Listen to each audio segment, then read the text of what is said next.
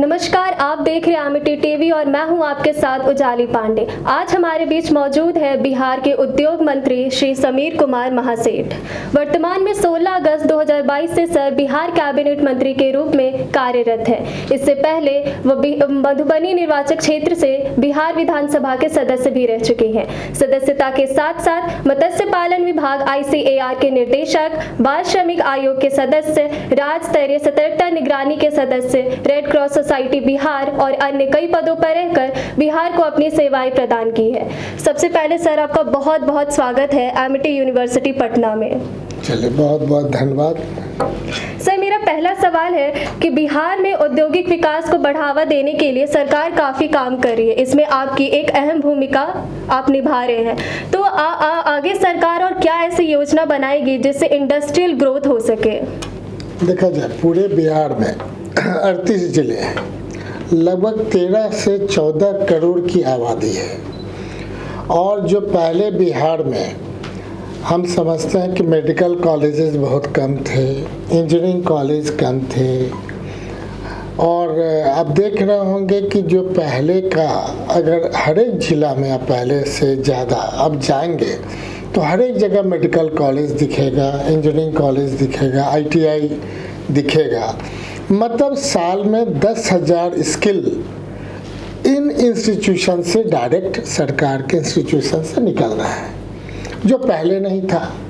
तो नेचुरल है कि ये जो ग्रोथ है और 13 करोड़ जो हमारी आबादी है, उसके हिसाब से अगर प्लानिंग किया जाए तो हमें उद्योग में कहाँ जाना चाहिए ताकि इतने लोगों का ऑब्जर्वेशन हो सके। उनका हम जब तक रोजी रोजगार से नहीं जोड़ेंगे, केवल हमारी प्रोडक्टिविटी, जो उससे पहले बिहार में मैक्सिमम देख रहे होंगे कि लोग का पलायन हो रहा था, लोग यहाँ काम करने में दिक्कत थी, लोग ऐसे ऑर्गेनाइजेशन नहीं था। जब ऑर्गेनाइजेशन नहीं था तो नेचुरल है कि बाहर लोग जाते थे, और जो बाहर जाते थे तो हर तरह से खट्टे मीठे का अनुभव उनको होता था। किन्हीं को बहुत सूट किया। और कोरोना काल में आपने देखा होगा कि पहले जो परिवार होता था, पुराना परिवार संयुक्त परिवार के रूप में देखा जाता था, लेकिन पिछले 40 साल से हम लोग देख रहे हैं कि लोग इंडिविजुअली आगे बढ़ जाते हैं, परिवार से अलग शादी विवाह हो जाता है, फिर परिवार से केवल दुख सुख में ही केवल घर जाते हैं। छठ है या कोई ऐसा फेस्टिवल है, नहीं तो लोग इतने व्यस्त हो गए हैं कि लोग सोचते हैं कि हमारा नौकरी है, ये है, इतना काम है, तो परिवार से तो कट जाते हैं। लेकिन अगर बिहार में रहेंगे तो न तो परिवार से कटेंगे, न रोजी रोजगार से कटेंगे, सबों को जोड़ करके। और कोरोना काल ने सिखा दिया कि जिनके साथ अच्छे मित्र हैं, अच्छा परिवार है, वो बेचारा निश्चिंत है। आज जो इंडिविजुअल है वो फील किया कि हमसे असहाय पूरे दुनिया में कोई नहीं है। सर, बिहार एक डाइवर्स स्टेट है, तो फॉरेन इन्वेस्टमेंट को लाने के लिए बिहार की क्या रणनीति है? देखा जाए, कहीं से भी ज़्यादा हम कहते हैं कि जो एक्सपोर्ट ओरिएंटेड का मतलब क्या होता है, वहाँ समुद्र हो जहाँ से कि नहीं एक्सपोर्ट हो सके। लेकिन माइनस जहाँ समुद्र नहीं है, नदियों के थ्रू हम समुद्र तक जा सकते हैं, तो कनेक्टिविटी बिहार के पास है ही। कहीं से भी चले जाइए, बक्सर से लेकर के भागलपुर तक चले जाइए, नदियों का, और नेपाल के तराई से आप देख लीजिए हिमालय कहाँ है, हमारे पास है। तो हमारे पास जो पॉजिटिव चीज़ है उसको उपयोग करने की आवश्यकता है। अगर पानी सबसे ज़्यादा नेपाल के में 5 दिन बारिश हो जाती है तो 17 जिला आपका परेशान हो जाता है, बाढ़ आ जाता है अतिवृष्टि से। तो हमको क्या है, हाई डैम होना चाहिए। हाई डैम होने से क्या होगा, तो आज़ादी से पहले अंग्रेज ज़माना में भी हाई डैम क्या उस समय था, लेकिन कहाँ चला गया हाई डैम? लोग अंग्रेज के टाइम में हाई डैम बनाने के लिए सारे चीज़ों को ले आया था, लेकिन आज़ादी के बाद क्या हुआ कि भाखड़ा नांगल बन गया, हमारा आज तक तो नहीं बना। तो ये हम आपके माध्यम से अमेठी के जो लोग सुनने वाले हैं, जानने वाले हैं, हम केवल संज्ञान में देना चाहते हैं। और हमारी बातें चल रही हैं, हाई डैम की बातें हो रही हैं, कि हमारा जो अभी जो आपने देखा होगा हाई कोर्ट भी संज्ञान लिया है। नेपाल और भारत सरकार में जो भी बैठे हैं, हमारे यहाँ 40 MP हैं, उनके ऊपर दायित्व बनता है कि भारत सरकार पे दबाव डाल करके कम से कम बिहार की स्थितियों को बचाने के लिए हाई डैम का निर्माण हो। क्या दिक्कत है? पहले तो आपका बिहार ही प्रभावित था, अब तो नेपाल और ये दोनों देश परेशान है। तो आपके अच्छे संबंध हैं तो विदेश से आप कितने देर लेंगे? आप एक एग्रीमेंट और एक ट्रीटी करेंगे और स्टार्ट हो जाएगा। Yes sir. सर, बिहार में औद्योगिकरण काफ़ी तेज़ी से बढ़ रहा है, इसकी गति काफ़ी तेज़ है। तो सर, इंडस्ट्रियलाइजेशन के मामले में बिहार कब आगे जाएगा? इनफैक्ट बिहार में इंडस्ट्री रेवोल्यूशन कब देखने को मिलेगा? देखा जाए, हमारा 1 साल अब होने को है, तो सबसे पहले हमने टारगेट बनाया कि पूरे बिहार में जितना हमारा इंडस्ट्रियल एरिया है, हर एक जिले में है, 38 जिला है, तो मुश्किल से हमारा 24-25 जिला में है। और जगह हमने डिस्ट्रिक्ट मजिस्ट्रेट को लेटर लिखा कि कम से कम 100 एकड़ से ज़्यादा जहाँ भी है उपलब्ध, क्योंकि हमारा टारगेट है 38 जिले को डेवलप करना। 38 जिले में 1 डिस्ट्रिक्ट 1 हम उस तरह का डेवलप करेंगे कि एक्सपोर्ट ओरिएंटेड वो जिला बने।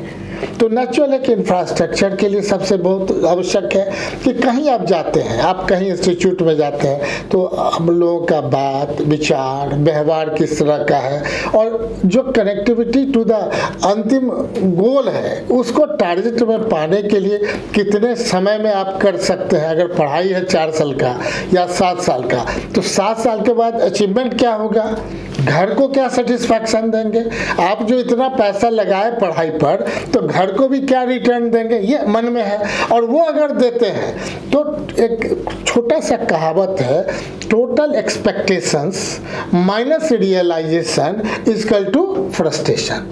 हम जितना किसी से उम्मीद करते हैं और जितना हम पाते हैं और जितना न पाते हैं वो डायरेक्ट फ्रस्ट्रेशन में बदल जाता है। वो आम व्यक्ति में भी होता है, परिवार में भी होता है, दोस्तों में भी होता है। जो पा लेते हैं वो सफल होते हैं, जो नहीं पाते हैं मित्रों में भी उनके बारे में होता है कि जरूर कहीं ना कहीं गड़बड़ है। तो हमारा सिस्टम बहुत स्ट्रांग होना चाहिए, हमारा इंस्टीट्यूशन बहुत स्ट्रांग होना चाहिए कि टारगेट टू अचीव। जैसे व्यापार में हम लोग कहते हैं कि what's the break even point, पहले आप जानेंगे ही नहीं तो व्यापार में कूद जाइएगा, इन्वेस्टमेंट कर दीजिएगा, अब बाद में पता ही नहीं चलेगा कि हमको प्रॉफिट कब आएगा, तब तक उस पैसे को डाइवर्ट कर दीजिएगा और जीवन भर के लिए रोते रहिएगा।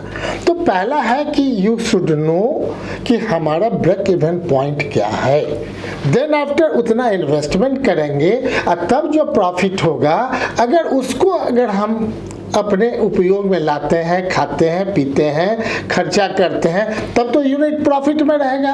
अदरवाइज लॉस में होगा तो बैंक से NPA होगा, परिवार से नेगेटिवनेस सुनना पड़ेगा, हर एक लोग आपको कहेंगे असफल है। तो जीवन में सफल होने के लिए ये सूत्र जानने की आवश्यकता है जो कहीं ना कहीं हमारे MIT जैसे इंस्टीट्यूशन बताता है, और अचीव करने के लिए, टारगेटेड हिट करने के लिए, सफलता के उस सोपान पे चढ़ने के लिए MIT जैसी संस्था आपको आगे बढ़ाने के लिए इस तरह का एक सोच के साथ आपको डालता है। इसलिए MIT जैसी संस्था को ढेर सारी शुभकामनाएं। धन्यवाद। सर, अगले 5 वर्षों में आप बिहार के इंडस्ट्रियल ग्रोथ को कहाँ देखते हैं?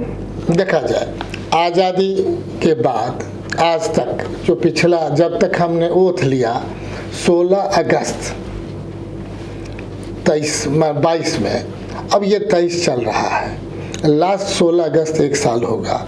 आज़ादी के बाद जितना कुटीर उद्योग, जितना मध्यम उद्योग, जितने बृहद उद्योग थे, उसका डाटा पहले ले करके देखेंगे तो मात्र 1 साल के अंदर हमने ऐड क्या किया, 28,900 लोगों को नया उद्यमी बनाया, जिसमें महिलाओं को सबसे ज़्यादा प्रायोरिटी दिया। बिकॉज अगर बिहार में महिलाएं सबसे आगे आ जाएंगी तो आगे आने वाला टाइम में जनरेशन टू जनरेशन हमारा इम्प्रूव कर जाएगा।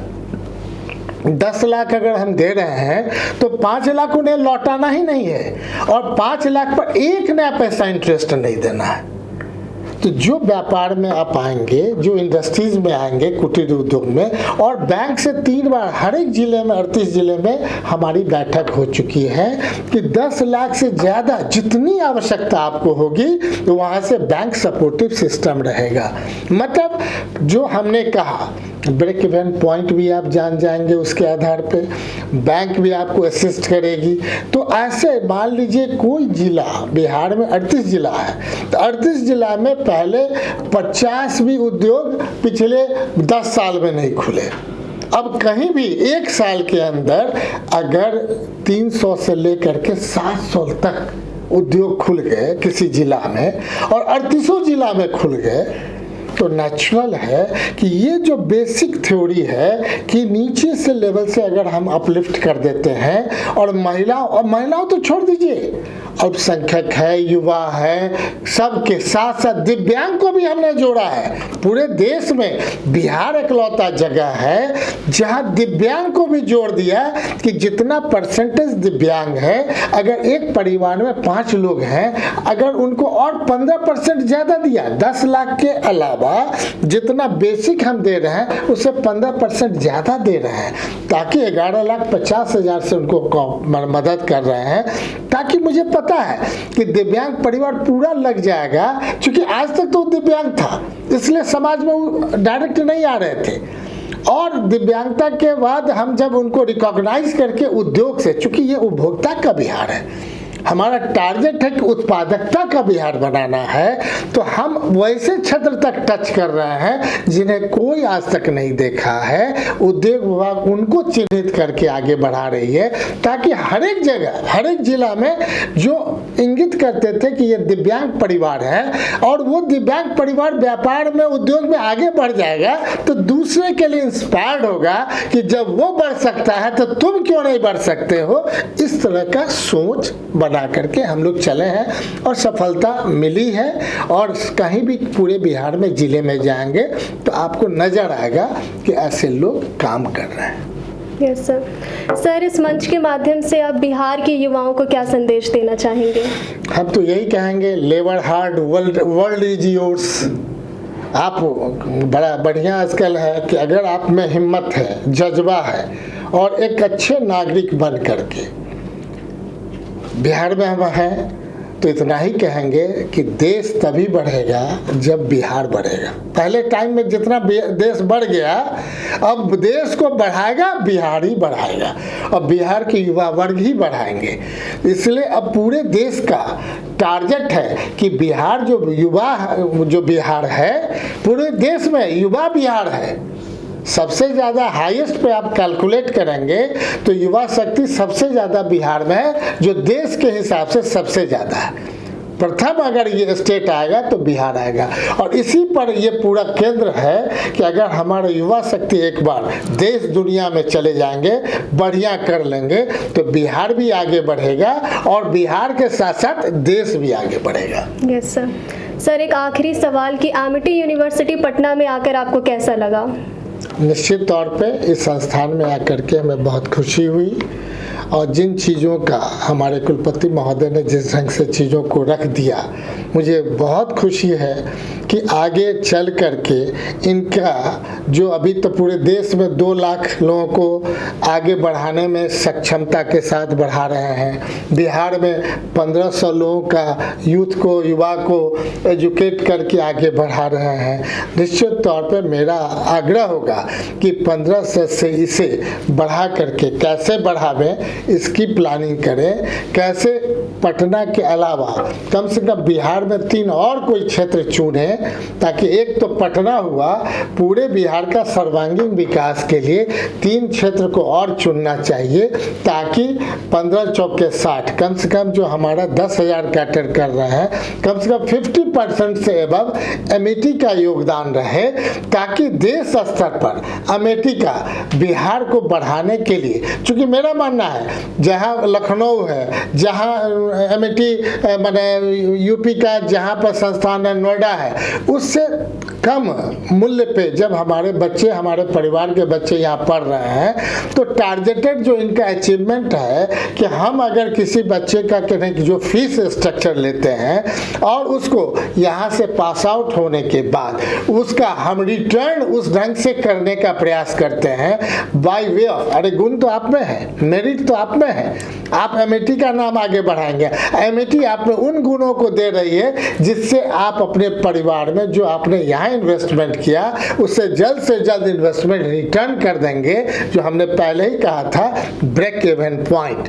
तो जब आप ब्रेक इवन पॉइंट से बाहर निकल जाएंगे, परिवार को रिटर्न दे देंगे, तो दूसरे जो बच्चे हैं उनको कहने का हो जाएगा कि जो माता पिता पेट काट करके भी अपने बच्चों को पढ़ा सकते हैं वो पढ़ावें। प्रायोरिटी है कि जहाँ भी हो खेत खलियान बेच करके भी हो एजुकेट करें। हम हर एक को उसी ढंग से बेसिक इनिशियल से नर्सरी से लेकर के आगे तक हम अपने बच्चों को एजुकेट करेंगे, और ये इंस्पायर्ड जब मिलेगा तो हमको नहीं लगता है कि आने वाला समय जो हमने चर्चा किया आपके सामने कि बिहार नंबर 1 हो जाएगा, तभी देश नंबर होगा। जब अमेठी संस्थान 1 से 4 कर लेंगे तभी हमें खुशी होगी। यहाँ आकर के इतना ही कहना चाहेंगे। धन्यवाद सर, आपने हमें बहुत सारी ऐसी बातें बताई जो आज के युवा के लिए काफ़ी ज़रूरी हैं। Thank you. जुड़े रहिए हमारे साथ और देखते रहिए अमेठी टीवी पटना।